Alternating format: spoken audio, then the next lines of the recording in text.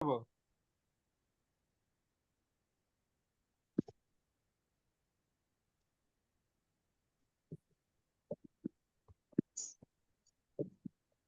Oke, baik. Assalamualaikum warahmatullahi wabarakatuh. Kami dari kelompok 3 akan mempresentasikan mengenai hasil analisis perhitungan siklus hidrologi dan neraca air.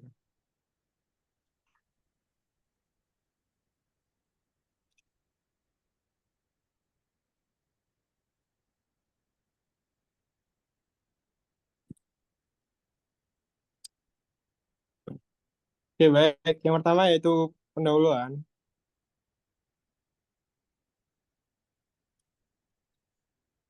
Adapun siklus hidrologi ini mencakup tahapan yang saling berkaitan, termasuk evaporasi dan transpirasi.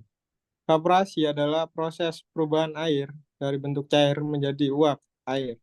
Sedangkan transpirasi adalah proses pelepasan uap air melalui permukaan tumbuhan, terutama di bagian daun. Kedua proses ini memiliki peran penting dalam siklus hidrologi dan pengaturan ketersediaan air. Next.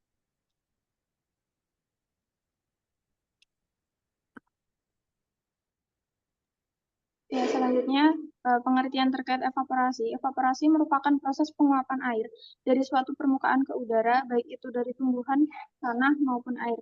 Hal ini dikemukakan oleh Bobo et al. Tahun 2023. Next.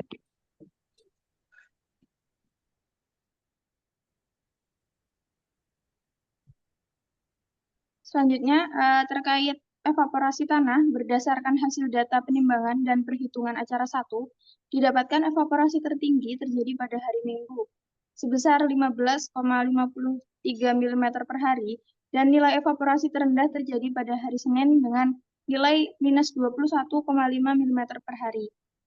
Dari hasil penimbangan tersebut tidak sepenuhnya akurat, karena disebabkan adanya kesalahan dalam input data berat tanah yang mengakibatkan perolehan hasil data menunjukkan nilai negatif. Kemudian evaporasi tanah pada acara yang kedua didapatkan nilai evaporasi tanah tertinggi pada hari Rabu dengan nilai 31,3 mm per hari. Laju evaporasi tanah terendah juga terjadi pada hari Selasa dengan hasil 0,5 mm per hari. Kedua hasil data penimbangan dan perhitungan evaporasi tanah yang berlangsung pada tanggal 10 Maret dan tanggal 20 Maret masing-masing menunjukkan peningkatan dan penurunan secara signifikan. Next.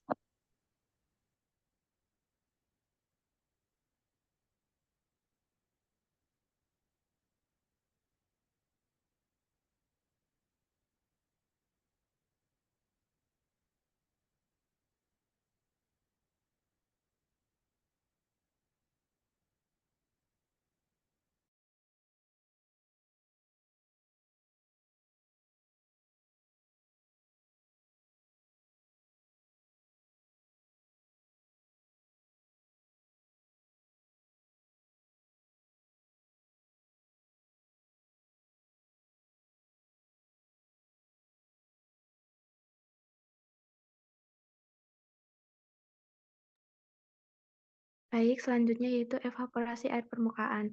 Berdasarkan hasil penimbangan dan perhitungan evaporasi air permukaan, didapatkan nilai tertinggi terjadi pada hari Kamis 7 Maret 2024 sebesar 7 mm per hari. Hasil penimbangan dan perhitungan evaporasi tanah dan evaporasi air permukaan memiliki faktor yang mampu menyebabkan terjadinya penurunan atau peningkatan pada setiap harinya. Faktor yang mempengaruhi hasil peningkatan dan penurunan evaporasi tanah dan air permukaan yang terjadi meliputi curah hujan, kelembapan udara, suhu udara, radiasi matahari, dan kecepatan angin. Next. Faktor peningkatan dan penurunan evaporasi yang pertama yaitu curah hujan. Semakin tinggi curah hujan yang turun ke permukaan bumi menyebabkan semakin besar kemampuan tanah untuk menyerap air sehingga menghasilkan evaporasi yang tinggi. Yang kedua yaitu suhu. Temperatur yang semakin tinggi menghasilkan semakin rendah kelembapan udara, sehingga air akan lebih mudah menguap dari permukaan tanah dan berlaku sebaliknya. Yang ketiga yaitu kecepatan angin. Kecepatan angin yang tinggi menyebabkan turbulensi udara sehingga jumlah air yang menguap ke atmosfer dan permukaan tanah semakin besar. Yang keempat yaitu intensitas radiasi matahari. Semakin tinggi intensitas radiasi matahari menyebabkan suhu pada wilayah tersebut semakin tinggi sehingga laju evaporasi semakin tinggi. Next.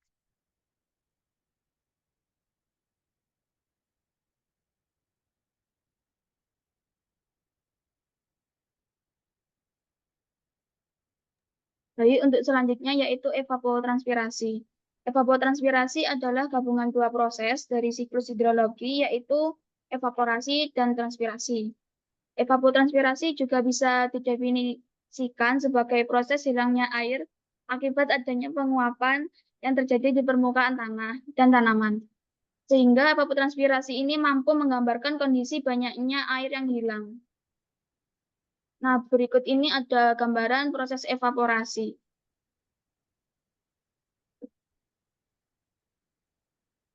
Lalu ketika kita praktikum, kita melakukan dua metode, yaitu evapotranspirasi dengan mulsa dan tanpa mulsa. Yang pertama ini berdasarkan penimbangan dan perhitungan evapotranspirasi mulsa dan evaporasi tanpa mulsa pada kegiatan praktikum acara 2, diperoleh hasil evapotranspirasi mulsa terendah terjadi pada hari Sabtu 16 Maret 2024. Lalu pada hari Selasa pada tanggal 19 Maret 2024 sebesar 0 mm per hari. Sedangkan evaporasi mulsa tertinggi terjadi pada hari Rabu 20 Maret 2024 dan Jumat 22 Maret 2024 masing-masing sebesar 21,69 mm per hari dan 15,85 mm per hari. Sedangkan hasil perhitungan dan penimbangan evapotranspirasi tanpa mulsa didapatkan nilai tertinggi sebesar 12,3 mm per hari dan 19,4 mm per hari, yakni tepatnya pada hari Rabu 20 Maret 2024 dan Jumat 22 Maret 2024.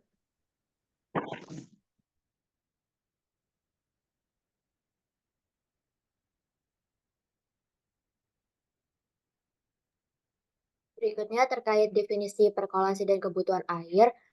Perkolasi merupakan proses mengalirnya air ke bawah secara gravitasi dari satu lapisan tanah ke lapisan bawahnya, sehingga mencapai air permukaan pada lapisan jenuh air. Dan sedangkan kebutuhan air tanaman merupakan jumlah volume air yang diperlukan oleh tanaman untuk memenuhi kebutuhan evaporasi, kehilangan air, dan kebutuhan air untuk pertumbuhan tanaman.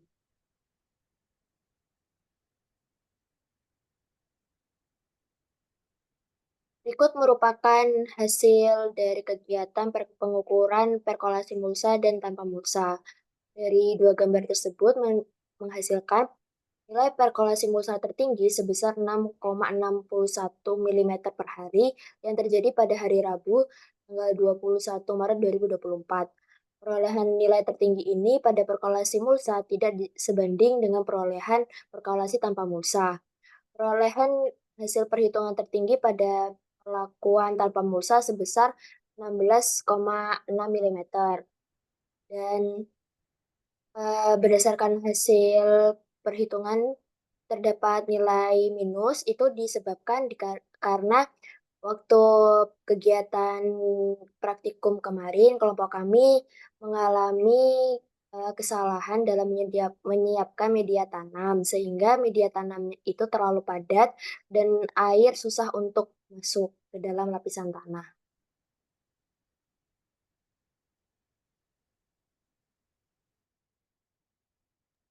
Ya baik. Kemudian yaitu ada kebutuhan air tanaman. Sini ada pun pengaruh irigasi dengan berian mulsa sangat signifikan, di mana terdapat perolehan data yang menunjukkan nilai nol atau tidak membutuhkan irigasi. Hal ini dikarenakan berian mulsa plastik mampu mengurangi konsumsi air tanaman, sehingga penerapan irigasi menjadi lebih kecil dan efisien.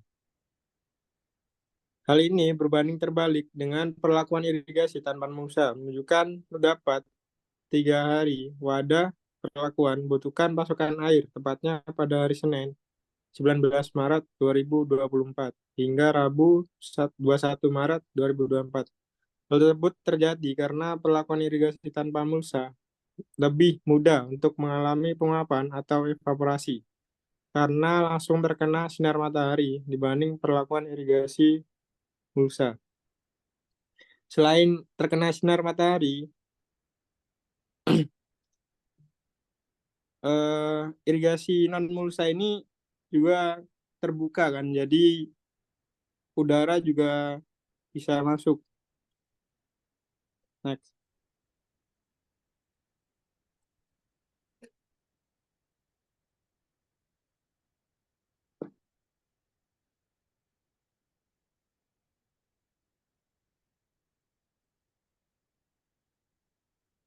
Ya baik, kemudian ada neraca air.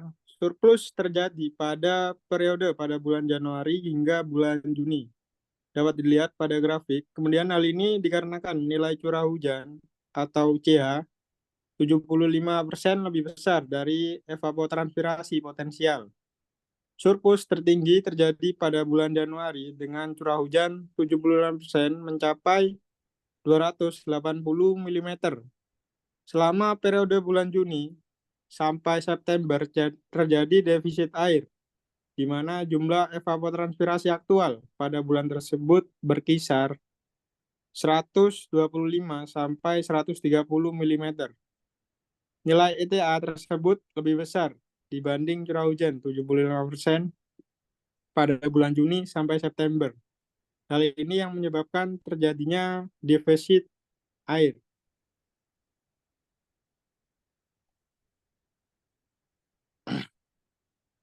Kemudian simpulan, perhitungan evaporasi acara 1 dianggap tidak akurat karena terdapat kesalahan dalam input data berat tanah sehingga menghasilkan nilai minus.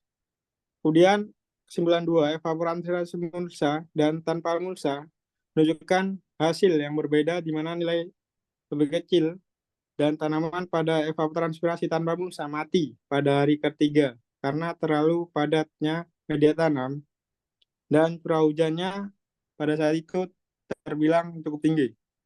Kemudian hasil perhitungan perkolasi mulsa berbanding terbalik dengan hasil perkolasi tanpa mulsa, yang mana perkolasi tanpa mulsa menghasilkan nilai minus. Kemudian neraca air menunjukkan bahwa bulan Januari sampai Juni dan bulan Oktober sampai Desember terjadi surplus, sedangkan defisit hanya terjadi pada bulan Juni sampai September.